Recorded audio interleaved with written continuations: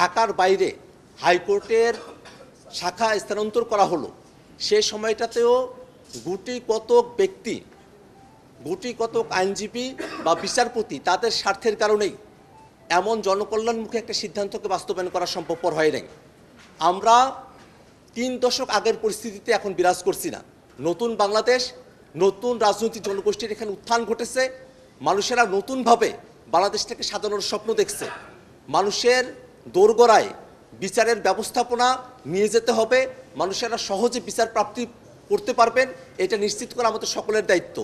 আমরা মনে করি বাংলাদেশের আইনজীবীরা, বাংলাদেশের বিচারপতিরা তারা ব্যক্তিগত স্বার্থকে উপেক্ষা করে জনগণের স্বার্থের প্রতি তারা অবশ্যই মনোযোগী হবেন এবং ঐক্যমত্য কমিশনে যে সিদ্ধান্ত আমরা গ্রহণ করছি, এই সিদ্ধান্তের সঙ্গে বাংলাদেশের সকল নাগরিক তারা সকলে এটার সঙ্গে একমত এবং এই সিদ্ধান্তকে বাস্তবায়নের জন্যই আমরা আমাদের পরবর্তী কার্যক্রম চালিয়ে যাব।